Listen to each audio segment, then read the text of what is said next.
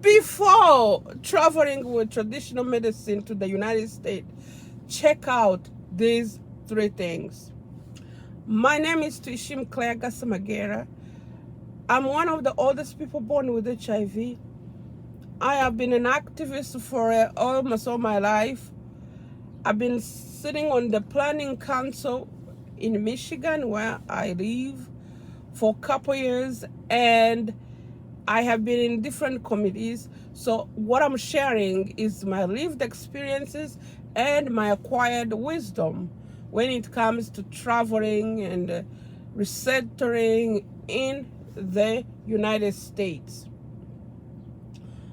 Number one, understand before you travel to the United States with traditional medicine, understand the FDA regulation. The medicine you're bringing, the traditional medicine you're bringing, should comply with the FDA regulations. The Food and Drug at the United States Food and Drug Administration regulation. Otherwise, you'll be in trouble, because it's hard to differentiate that your medicine is not illegal substances. So that's why you should check if your medication you take are comply with the Food and the United States Food and Drug Administration regulation. The second thing you need to know before traveling with traditional medicine to the USA is disclose you have the traditional medicine in your luggages. There are dogs at the airport sniffing bags. If you fail to explain that you are bringing medicine and then sniff them, it will take you time to explain, and and on a bad day you may be denied entry to the United States because you're bringing illegal substances and you failed to disclose. So there is a form they give you that says disclose anything you have. Make sure you disclose those medication, including HIV medication. And if the officer asks you about the medicine, make sure you say, yes, I have this amount of this and this medication. It's written by this and this.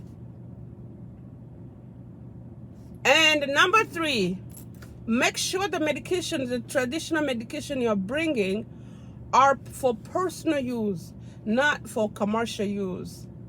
There's no way you can say you're coming for a conference that will be for only 1 week and bring a supply that will last you for 9 months. And those kind of inconsistency, that's when they start in asking you more questions and you are confused. And again, they have the right to restrict someone from entering the United States under the ground that you are bringing illegal medicine. So make sure, if you are saying you are coming here for a week, it's a week worth of medication. And also have proper documentation for the medicine. Who has prescribed those medicine? That person should be a certified healthcare provider.